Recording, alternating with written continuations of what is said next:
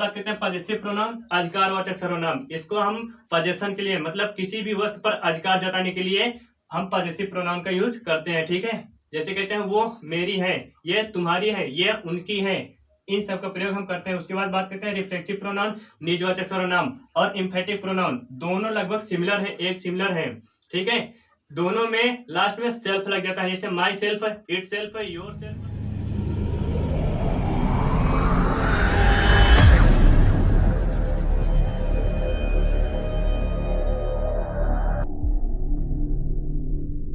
जय हिंद दोस्तों, PSS classes में स्वागत है। दोस्तों आज हम ग्रामर के जो टॉपिक लेकर आए हैं वो है प्रोनाउन। इसके पहले वाले जो वीडियो बनाए थे वो भी प्रोनाउन पर बेस्ड था, लेकिन वो पहला पार्ट था, ये है दूसरा पार्ट। उसमें हम आपका जो है 5 टाइप कवर कर लिए थे। इसमें जो है 5 टाइप जो बच गए थे, इस वाले वीडियो में उस टाइप को हम कवर करेंगे। ठीक है, थोड़ा पिछले वाले जो टाइप पढ़ाए थे प्रोनाउन का, उसका थोड़ा हम रिवीजन कर लेते हैं, फिर हम नेक्स्ट पार्ट पर चलते हैं। ठीक है, देखिए पहला पर्सनल प्रोनाउन। पर्सनल प्रोनाउन पुरुषवाचक सर्वनाम कहते हैं। ये किसी भी पर्सन के लिए यूज होते हैं। इनकी संख्या 7 थी, I, we, you, he, she, it, this. इन सब का प्रयोग हम पर्सनल प्रोनाउन के लिए करते हैं। ठीक है, किसी भी पर्सन के लिए यूज होने वाले वर्डों को ही पर्सनल प्रोनाउन कहते हैं। उसके बाद बात करते हैं पॉजेसिव प्रोनाउन, अधिकारवाचक सर्वनाम। इसको हम पॉजेशन के लिए मतलब किसी भी वस्तु पर अधिकार जताने के लिए हम पॉजेसिव प्रोनाउन का यूज करते हैं। ठीक है, जैसे कहते हैं वो मेरी है, ये तुम्हारी है, ये उनकी है, इन सब का प्रयोग हम करते हैं। उसके बाद बात करते हैं रिफ्लेक्सिव प्रोनाउन, निजवाचक सर्वनाम और एम्फेटिक प्रोनाउन। दोनों लगभग सिमिलर है, एक सिमिलर है। ठीक है, दोनों में लास्ट में सेल्फ लग जाता है, जैसे myself, itself, yourself, himself, इन सब का प्रयोग हम करते हैं। लेकिन रिफ्लेक्सिव प्रोनाउन होता है, इसमें सब्जेक्ट के द्वारा किया गया काम जो होता है वो सब्जेक्ट पर ही पड़ता है। जैसे एक हम एग्जांपल दिए थे, शीशे में आप किसको देखते हैं? खुद को देखते हैं। ठीक है, जब खुद की बात है, स्वयं की बात है, अपने आप की बात है, तब वहां पर हम रिफ्लेक्सिव और एम्फेटिक प्रोनाउन का यूज करते हैं। अगर आपको डिटेल जानकारी चाहिए तो इसके पहले वाला वीडियो आप देख लीजिए, उसमें आप समझ जाएंगे एम्फेटिक और रिफ्लेक्सिव प्रोनाउन होते क्या है। ठीक है, उसके बाद बात करते हैं डेमोन्स्ट्रेटिव प्रोनाउन कौन से होता है। इनकी संख्या 4 होती है, लेकिन हम आपको 5 बताए थे। एक टाइप था सच। ठीक है, उनको हम डेमोन्स्ट्रेटिव संकेत के लिए प्रयोग करते हैं। ठीक है, कौन कौन से हैं? This, that, this, those. Clear है, डेमोन्स्ट्रेटिव प्रोनाउन हो गया। अब बात करते हैं इंट्रोगेटिव, रिलेटिव और इंडेफिनिट, रेसिप्रोकल, डिस्ट्रीब्यूटिव प्रोनाउन। इन सभी प्रोनाउन का हम इस वाले लेक्चर में इनका बिल्कुल डीपली अध्ययन करेंगे। ठीक है, तो चलिए हम टॉपिक पर आते हैं। देखिए इंट्रोगेटिव प्रोनाउन और रेसिप्रोकल प्रोनाउन, इन दोनों का हम साथ में लेकर चलेंगे, क्योंकि दोनों लगभग सिमिलर हैं, इसलिए हमें कोई कंफ्यूजन नहीं छोड़नी है। अगर हम इसको अलग अलग पढ़ाते तब थोड़ा आपके मन में थोड़े कंफ्यूजन होते, थोड़ा डाउट होता है। उन डाउट को हम इसी वीडियो में हम सॉल्व कर देंगे। देखिए इंट्रोगेटिव प्रोनाउन होते कैसे हैं। Interrogative pronoun is used to ask question. ध्यान देना, यहाँ पर आस्क क्वेश्चन की बात की जा रही है। रिलेटिव प्रोनाउंस कौन से होते हैं? Relative pronoun introduces a relation, a relative clause. मतलब ये रिलेटिव क्लॉज को दर्शाता है। एक सेंटेंस का में क्लॉज भी आएगा तो वहां पर रिलेटिव क्लॉज के द्वारा ये दर्शाएगा। ठीक है, जो प्रोनाउन होता है रिलेटिव प्रोनाउन, ये रिलेटिव क्लॉज को जोड़ेगा, संबंध बताएगा। क्लियर है। देखिए इंट्रोगेटिव प्रोनाउन होते कौन कौन से हैं? Who, whom, whose, what, which. Who means कौन, होम मीन्स किसे। लेकिन ध्यान देना कि ये दोनों लगभग सिमिलर हैं। इनको हम प्रश्न पूछने के लिए करते हैं, लेकिन इनके द्वारा जो पूछा जाएगा प्रश्न, उसका जवाब हमेशा एक नाउन होगा। दिमाग में सेट कर लो, इंट्रोगेटिव प्रोनाउन के द्वारा पूछा गया कोई भी प्रश्न जो भी होगा, उसका जवाब हमेशा एक नाउन होगा। कोई अदर वर्क नहीं होगा, अदर समान नहीं होगा। ठीक है, तो इसका मतलब देखिए रिलेटिव प्रोनाउन जो, जिसे, जो, जिसने, जिसे, हुज मीन्स जिसका, दैट जो, विच मीन्स जो। दैट और विच का प्रयोग हम किसी भी एनिमल या निर्जीव के लिए करते हैं, मतलब किसी भी सामान के लिए करते हैं जो कि निर्जीव हो। ठीक है, लेकिन बड़े जानवर के लिए हम इन दोनों का प्रयोग करते हैं। और होम और इन दोनों का प्रयोग हम पोजेशन के लिए करते हैं, किसी भी वस्तु के लिए और ऑब्जेक्ट के लिए करते हैं। देखिए वो यहाँ पर हु का प्रयोग हम सब्जेक्टिव केस में करते हैं, ऑब्जेक्ट का, होम का प्रयोग ऑब्जेक्टिव केस में करते हैं। जब हम सब्जेक्ट में होंगे हु कौन है, तब सब्जेक्टिव प्रोनाउन आप बताओगे राम है। जब ऑब्जेक्टिव में होम किसे चाहिए, मुझे चाहिए, मतलब मैं अभी तक सब्जेक्ट में था, फिर ऑब्जेक्ट में जब जाऊंगा तब मुझे चाहिए, ठीक है।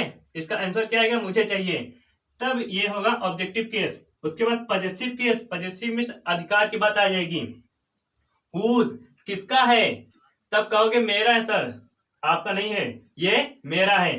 तो जहां पर मेरा तुम्हारा उसका की बात आएगी वहां पर पजेसिव प्रोनाउन, पजेसिव इंट्रोगेटिव का यूज हम करते हैं। क्लियर है। अब व्हाट का प्रयोग और विथ का प्रयोग, इन दोनों का प्रयोग हम हमेशा ही निर्जीव वस्तुओं के लिए करते हैं या फिर बड़े जानवरों के लिए करते हैं। इसका हम प्रयोग किसी पर्सन के लिए, जीवित प्राणी के लिए करते हैं। इसका प्रयोग किसी भी, इसका भी प्रयोग हम एनिमल के लिए, बड़े जानवर के लिए करते हैं, ठीक है, बड़े जानवर या फिर किसी व्यक्ति के लिए करते हैं। हुज का प्रयोग, इसका भी प्रयोग हम बड़े जानवर के लिए करते हैं या फिर किसी भी निर्जीव वस्तु के लिए करते हैं। क्लियर है। तो हम चलिए देखिए एक एक एग्जांपल पर चलते हैं ताकि आपको डाउट सारा क्लियर हो जाए। पहला है व्हाट इज दैट, वो क्या है। व्हाट इज दैट, वो क्या है। हु इज ही, वह कौन है। हु इज ही, वह कौन है। विच इज योर पेन, तुम्हारी पेन कौन सी है। विच इज योर पेन, तुम्हारी पेन कौन सी है। व्हाट इज योर नेम, तुम्हारा नाम क्या है। इन सब का जवाब हमेशा एक नाउन आएगा। जैसे हम बता दे रहे हैं व्हाट इज दैट, वो क्या है, आप बताओगे वो बाघ है, शेर है, चिड़िया है, पक्षी है, ये सब कहोगे ना उसके बदले में। अब हु इज ही, वो कौन है, आप बताओगे राम है, श्याम है, कृष्णा है, राजा है, ये सब बताओगे। उसका आंसर क्या आएगा, एक सब्जेक्ट, एक नाउन आएगा। क्लियर है। विच इज योर पेन, तुम्हारी पेन कौन सी है, आप बताओगे सर नीली वाली मेरी है, काली वाली मेरी है, वो जो ब्लू वाली है वो उसकी है, ठीक है। व्हाट इज योर नेम, तुम्हारा नाम क्या है। इसका जवाब हम कुछ भी, किसी का भी नाम दे सकते हैं, ठीक है। राम होगा, श्याम होगा, राधा होगी, कृष्णा होगी, इन सब का नाम हम दे सकते हैं। हुज बैग इज दिस, यह बैग किसका है। तब आप क्या कहोगे कि सर ये बैग मेरा है, यही कहोगे ना। तो whom do you want to meet, आप किससे मिलना चाहते हैं। आप कहोगे क्या, आंसर में क्या आएगा, हम राम से, सर राम से मिलना चाहते हैं, या किसी टीचर से मिलना चाहते हैं, या फिर किसी भी बड़े टीचर, किसी की भी बात आएगी। जब आप जिससे मिलना चाहते हो आप उसका नाम बताओगे। That's clear. ओके। अब यहाँ पर एक सेंटेंस और लिए हैं यहाँ पर हम, हु हैव यू कॉल्ड, आपने किसे बुलाया है। आपने किसे बुलाया है। तब यहाँ पर आप आंसर क्या दोगे, सर हमने कृष्णा को बुलाया था, वो नहीं आया, यही कहोगे ना। सर हमने कृष्णा को बुलाया है, वो अभी पता नहीं आ रहा है या फिर नहीं आ रहा है, या आएगा या फिर नहीं आएगा। That's clear. उसके बाद हम बात करते हैं हु की जगह पर क्या हम होम का प्रयोग कर सकते हैं, जैसा कि नेटिव करते हैं, जिनकी लैंग्वेज ही इंग्लिश है, वो होम की जगह पर हुज का प्रयोग, हु का प्रयोग भी करते हैं। आप भी कर सकते हैं, बोलचाल की लैंग्वेज में हम इसका हु का प्रयोग करते हैं। हु हैव यू कॉल्ड, आपने किसे बुलाया है, तब आप इसका प्रयोग आप कर सकते हो। क्लियर है। अब बात करते हैं कि हम रिलेटिव प्रोनाउन की। रिलेटिव प्रोनाउन क्या, कौन से होते हैं, जो एक सेंटेंस को दूसरे सेंटेंस में क्लॉज के माध्यम से संबंध स्थापित करता है, उसी को हम रिलेटिव प्रोनाउंस कहते हैं। देखिए कैसे, आई नो मोहन, मैं मोहन को जानता हूं, एक सेंटेंस से कंप्लीट हो गया। उसके बाद क्या है, who has just gone out, जो अभी अभी यहां से बाहर गया, जो अभी अभी बाहर गया। तो यहाँ पर हु वर्ड जो है ये क्या शब्द ला रहा है, जो का। तो जो क्या कर रहा है, इन दोनों सेंटेंस को क्लॉज के माध्यम से संबंध स्थापित कर रहा है, इसी को हम रिलेटिव प्रोनाउंस कहते हैं। क्लियर है। अब देखिए, दिस इज द बुक, यह वही किताब है, यह वही किताब है। That C gave me, that C gave me, जो उसने मुझे दी, ठीक है। सी गेव मी मतलब ये अलग सेंटेंस हो जा रहा है, दिस इज द बुक ये अलग हो जा रहा है। इन दोनों को, दोनों सेंटेंस को कौन जोड़ रहा है क्लॉज के माध्यम से, दैट जोड़ रहा है, जो कि जिसका अर्थ है जो। क्लियर है। This is the book that C gave me, यह वही किताब है जो उसने मुझे दी। क्लियर है। अब बात करते हैं अगला sentence, the book that is on the table is mine, वो किताब जो टेबल के ऊपर है, मेज के ऊपर है, वो मेरी है। माइन वर्ड जो है यहाँ पर पजेशन की बात की जा रही है, वो आपका पजेसिव प्रोनाउन होगा, अधिकार की बात की जा रही है कि वो किताब मेरी है, ठीक है। तब यहाँ पर पजेशन की बात की जाएगी, वहां पर आपका पजेसिव प्रोनाउन होगा। लेकिन साथ ही साथ इस सेंटेंस में आपका रिलेटिव प्रोनाउन भी है, वो रिलेटिव प्रोनाउन है दैट। क्लियर है? That is on the table, जो टेबल पर के ऊपर है, ठीक है, जो कि टेबल पर है। उसके बाद अगला सेंटेंस देखते हैं, this is the man home you helped, यह वही आदमी है जिसकी आपने मदद की। होम यू हेल्प्ड, जिसकी आपने मदद की। क्लियर है? तो होम वर्ड क्या है? ये देखो, जिसे, जिसे, जिसका, जिसके, इन सब का यूज हम सेंटेंस में करते हैं। क्लियर है? बात करते हैं अगले सेंटेंस की, this is the boy whose friend helped us. This is the boy whose friend helped us, यह वही लड़का है जिसके दोस्तों ने मेरी मदद की या हमारी मदद की। यहाँ पर अस की अस लगा है, अस मीन्स हमारा, ठीक है, हमारी मदद की, ये प्लूरल फॉर्म के लिए यूज होता है। ये वाला हो गया। एक सेंटेंस लास्ट में और बच रहा है, I have found the bag which I lost yesterday, मुझे वो बैग मिल गया, मुझे वो बैग मिल गया जो मैंने कल खोया था। क्लियर है? ये आपको कोई कंफ्यूजन नहीं होनी चाहिए, क्योंकि जो सेंटेंस हमने चुने थे आपको एग्जांपल के लिए, वो बहुत ही इंपॉर्टेंट थे, जो कि आसान सी भाषा में आपको समझ में आ जाए। चलिए हम इसका नेक्स्ट पार्ट में चलते हैं, तब तक आप इसका स्क्रीनशॉट ले लीजिए। ठीक है? ठीक है दोस्तों, आप स्क्रीनशॉट ले चुके होंगे। हम इसका नेक्स्ट पार्ट जो है लाने वाले हैं, जो कि है इंडेफिनिट प्रोनाउन और रेसिप्रोकल प्रोनाउन, डिस्ट्रीब्यूटिव प्रोनाउन। ठीक है? ठीक है दोस्तों, देखिए ये हमारा अगला पार्ट है, इंडेफिनिट और रेसिप्रोकल प्रोनाउन। इंडेफिनिट प्रोनाउन होते कौन से हैं? इसको हम अनिश्चितवाचक सर्वनाम कहते हैं। ठीक है? और रेसिप्रोकल को क्या कहते हैं? पारस्परिकतावाचक। अनिश्चितवाचक मतलब इसमें जो सब्जेक्ट होगा, जो नाउन होगा, जो प्रोनाउन होगा, उसमें किसी की संख्या निश्चित नहीं होगी, वो फिक्स नहीं होगी। कैसे नहीं होगी? देखिए अभी सेंटेंस के माध्यम से। जैसे इसका हम कुछ एग्जांपल दिए हैं, all, any, each, few, many, anybody, manybody, nothing, anything. One की बात करेंगे, एनीवन, नो वन। ठीक है? उसके बाद सम वन, उसके बाद क्या कहें? वन। ये सब का प्रयोग हम इसमें करते हैं। लेकिन ध्यान दीजिए, यहाँ पर does not refers to any specific person, thing और अमाउंट। ये किसी भी स्पेसिफिक पर्सन की बात नहीं की जाएगी, जिसमें ये समूह में ही आएंगे।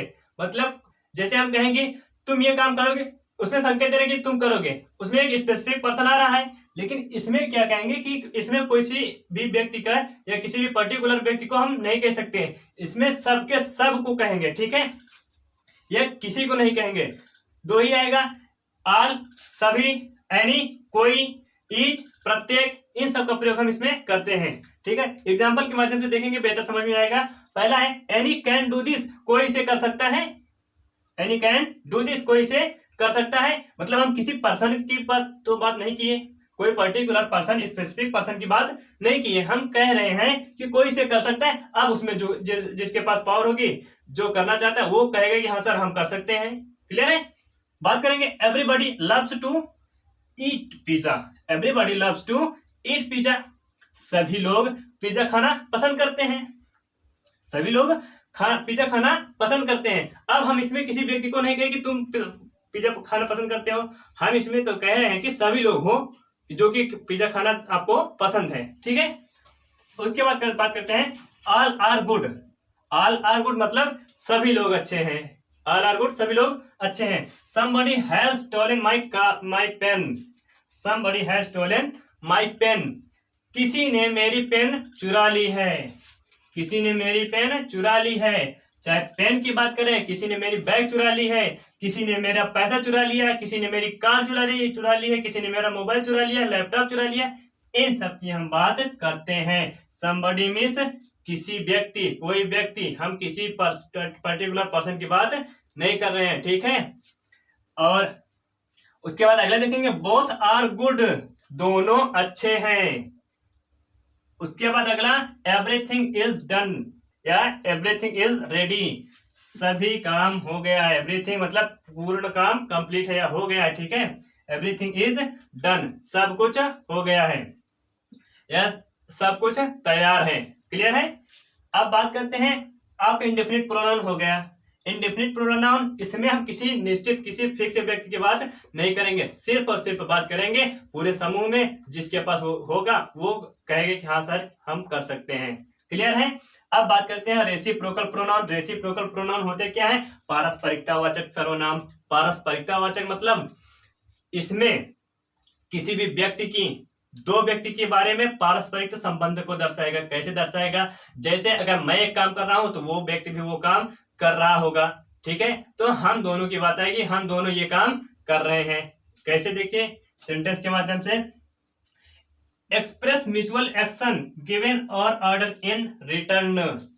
एक्सप्रेस म्यूचुअल एक्शन की बात करेंगे, जैसे वो कोई भी पारस्परिक एक्शन को दर्शाएगा, दो लोगों के मध्य पारस्परिक संबंध को, पारस्परिक एक्शन को दर्शाएगा। ये इसकी संख्या मात्र 2 होती है, ईच अदर और one and other. Each other की जैसे बात करेंगे, ये प्रत्येक, सभी, ठीक है। वन एंड अदर कोई एक, उनमें से कोई एक सेंटेंस के माध्यम से समझते। देखिए, Rakesh is talking to Mohan and Mohan is talking to Rakesh. मतलब पहला कह रहा है कि राकेश मोहन से बात कर रहा है, फिर कह रहा है और मोहन राकेश से बात कर रहा है। क्या हम इसको दूसरे हिसाब से नहीं कह सकते, दूसरे सेंटेंस के माध्यम से नहीं कह सकते कि राकेश और मोहन एक दूसरे से बात कर रहे हैं? यही होगा ना।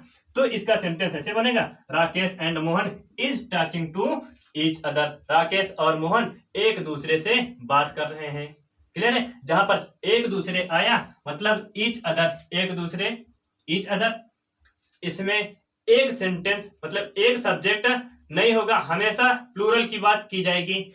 इस वाले सेंटेंस में जो रेसिप्रोकल प्रोनाउन होता है, इसमें सब्जेक्ट एक नहीं होगा, हमेशा प्लूरल फॉर्म में ही होगा। ये दिमाग में बैठा लेना, नोट करके लिखिए यहाँ पर। अभी इसको समझाते हैं। अब देखिए सेंटेंस के माध्यम से देखिए, the two friends quarrelled with each other. दो दोस्तों ने आपस में झगड़ा की, ठीक है। क्वारल्ड मींस होता है झगड़ा, ईच अदर एक दूसरे से। क्लियर है? दो दोस्तों ने आपस में झगड़ा की। अब उसके बाद बात करते हैं अगला sentence, they all gave gifts to one another. उन्होंने एक दूसरे को उपहार दिया। ये दिमाग में बैठा लेना कि जहां पर एक दूसरे प्रत्येक की बात आए, ठीक है, वहां पर क्या होगा? आपका रेसिप्रोकल प्रोनाउन होगा। अगला है, Radha and Krishna love each other. Radha और कृष्ण एक दूसरे से प्यार करते हैं, ठीक है। राधा एंड कृष्ण एक दूसरे से प्यार करते हैं। यहाँ पर each other, one another, each other, ये दो आया, ईच अदर, वन अनदर, ठीक है। इन सबका अर्थ हम आपको समझा दें, यहाँ पर नोट करके लिखिए। इस नोट को भी समझा दे रहे हैं। देखिए नोट में है, टू थिंग्स टू रिमेम्बर, मतलब दो चीजें हमेशा याद रखना रेसिप्रोकल सेंटेंस को बनाते वक्त। रेसिप्रोकल जब प्रोनाउन आएगा उस वक्त दो सेंटेंस को हमेशा याद रखना। क्या क्या है दो चीज? सिंगुलर सब्जेक्ट के साथ नहीं, मतलब सिंगुलर सब्जेक्ट के साथ हम इसका प्रयोग नहीं कर सकते हैं। किसका प्रयोग नहीं कर सकते सिंगुलर सब्जेक्ट के साथ? रेसिप्रोकल प्रोनाउन का सिंगुलर सब्जेक्ट के साथ हम प्रयोग नहीं कर सकते। बात करते हैं अगला, क्रिया एक ही होनी चाहिए, मतलब जो काम होगा वो एक ही होना चाहिए, ठीक है। जैसे मैं कह रहा हूं मैं खेल रहा हूं, मैं क्रिकेट खेल रहा हूं, राम क्रिकेट खेल रहा है, तब कह सकते हैं कि मैं और राम एक दूसरे के साथ क्रिकेट खेल रहे हैं, ठीक है। राम मेरे साथ क्रिकेट खेल रहा है, मैं राम के साथ क्रिकेट खेल रहा हूं, हम राम और मैं एक दूसरे के साथ क्रिकेट खेल रहे हैं। क्लियर है? तो इसका आप एक स्क्रीनशॉट ले लीजिए। हम चलते हैं नेक्स्ट टाइप पर, जो है डिस्ट्रीब्यूटिव प्रोनाउंस। बहुत ही इंपॉर्टेंट है, इसका प्रयोग बहुत ही आसान है, ठीक है। स्क्रीनशॉट ले लीजिए। ठीक है दोस्तों, देखिए हमारा अगला पार्ट क्या है, डिस्ट्रीब्यूटिव प्रोनाउन। डिस्ट्रीब्यूटिव प्रोनाउन में होता क्या है? व्यष्टिवाचक सर्वनाम। व्यष्टिवाचक सर्वनाम का मतलब क्या है? इसमें देखो विभाजित करने वाले सेंटेंस आएंगे, विभाजित करने वाले वर्ड आएंगे। कैसे आएंगे? सेंटेंस के माध्यम से देखते हैं, ज्यादा से बेहतर समझ में आएगा। पहले इसका हम डिफिनेशन समझ लेते हैं। When each, either and neither are used as pronoun they are called distributive pronoun. जब हम ईच प्रत्येक, आइदर कोई एक, नाइदर कोई नहीं, आर यूज्ड एज प्रोनाउन, इन सबका प्रयोग हम प्रोनाउन के साथ यूज करते हैं, प्रोनाउन की जगह पर यूज करते हैं, तो वहां पर हम डिस्ट्रीब्यूटिव प्रोनाउन उसको कहते हैं, ठीक है। सेंटेंस के माध्यम से समझेंगे। देखिए बोथ ऑफ द, इसकी हिंदी होती है दोनों के दोनों, ठीक है। ईच ऑफ द, हर एक या प्रत्येक, आइदर ऑफ द बोथ, दोनों में से कोई एक, वन ऑफ द, में से कोई एक, नॉन ऑफ द, में से कोई एक, नाइदर ऑफ द बोथ, दोनों में से कोई नहीं, और सारे हैं, इनको हम बिल्कुल स्टेप बाय स्टेप समझते चलेंगे, कोई टेंशन नहीं होगी, ठीक है, बिल्कुल दिमाग में घुस जाएगा। कैसे, अभी देखते हैं कैसे। बोथ ऑफ द, हम इसको समझ लिए, दोनों में, दोनों के दोनों। अब हमें जिसके ऊपर बोलना है उसका हम नाम लिख देंगे। जैसे दोनों के दोनों लड़के बॉयज, दोनों के दोनों गर्ल्स, दोनों के दोनों अध्यापक, दोनों के दोनों टीचर, दोनों के दोनों लड़के, दोनों के दोनों मैन, ठीक है, इन सब का हम प्रयोग करेंगे। अब बात करते हैं ईच ऑफ द, इसका हर एक या प्रत्येक, जैसे प्रत्येक लड़का, प्रत्येक लड़की, प्रत्येक लोग, प्रत्येक मार्कर, प्रत्येक डस्टर, इन सब का प्रयोग हम करेंगे। देखो बोथ ऑफ द का प्रयोग, both of the boys, both of the girls, sentence के माध्यम से कैसे करेंगे। Both of the brothers fail into the well, दोनों के दोनों भाई, दोनों के दोनों भाई कुएं में गिर गए, ठीक है। जिस सेंटेंस का प्रयोग करना है हमें, जिस भी सब्जेक्ट का प्रयोग करना है, बोथ ऑफ द के बाद हम उस सब्जेक्ट को लिखेंगे, उसके बाद जो वर्ब लगानी है उस वर्ब को लगा देंगे। हमने वही किया कि बोथ ऑफ द हमें पता है कि दोनों के दोनों होता है, यहाँ पर सब्जेक्ट लगा दिए ब्रदर्स, उसके बाद वर्ब लगा दिए फेल इनटू द वेल, कुएं में गिर गए, ठीक है। अब देखिए अगला, ईच ऑफ द, इसका अर्थ होता है एक, हर एक या प्रत्येक, मतलब सभी के, सभी लोगों के बात की जा रही है। इसका हम देखिए, हर, each of the boys, each of the girls, each of the teachers, each of the doctors, each of the nurse, इन सब का यूज करते हैं। वो क्या हो गए, हमारा सब्जेक्ट। अब सब्जेक्ट के साथ कोई वर्ब जोड़ देंगे तो वो हमारा सेंटेंस बनकर तैयार हो जाएगा। कैसे, देखिए, each of the boys is reading, सभी लड़के पढ़ रहे हैं। आप कह रहे हैं सभी लड़के किताब पढ़ रहे हैं। Each of the boys is reading book, clear है। तो हम जो भी सेंटेंस बनाएंगे, ईच ऑफ द लिखेंगे, कोई सब्जेक्ट लगा देंगे, वर्ब लगा देंगे, कोई ऑब्जेक्ट बच रहा है तो ऑब्जेक्ट पे ऐड कर देंगे, वो सेंटेंस सही हो जाएगा, ठीक है। अब बात करते हैं दोनों में से कोई एक, दोनों में से कोई एक, इसकी इंग्लिश होती है either of the both, either of the both. कैसे आएगा, देखिए, इनका हम ये लिख लेंगे सेंटेंस, ये वर्ड लिख लेंगे, उसके बाद जो सब्जेक्ट ऐड करना है वो सब्जेक्ट को लिख देंगे, दोनों में से कोई एक, मतलब दो पेन में से कोई एक, both of the, either of the both pen, either of the both pens, either of the both brothers, either of the both sisters, इन सबके साथ जो वर्ब ऐड करनी है उन वर्ब को लिख देंगे, हमारा सेंटेंस सही हो जाएगा। सेंटेंस के माध्यम से देखिए, ये वाला आइदर ऑफ द बोथ, दोनों में से कोई एक, ब्रदर्स वाज टेलिंग अ लाई, दोनों में से कोई एक भाई झूठ बोल रहे थे, ठीक है, कोई सच नहीं बोल रहा था, दोनों में से कोई एक झूठ बोल रहे थे, क्लियर है। इसमें हम दोनों का प्रयोग करेंगे। उसके बाद बात करते हैं वन ऑफ द मतलब होता है में से कोई एक, में से कोई एक, ठीक है।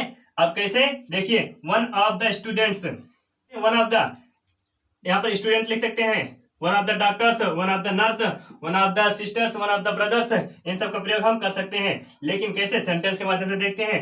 One of the students will win the award, विद्यार्थियों में से, क्या, में से कोई एक, विद्यार्थियों में से कोई एक अवार्ड जीतेगा या फिर प्राइज जीतेगा, ठीक है, दोनों विद्यार्थियों में से कोई एक ये अवार्ड जीतेगा, क्लियर है। उसके बाद बात करते हैं में से कोई नहीं, मतलब यहाँ पर में से कोई एक है, में से कोई नहीं है।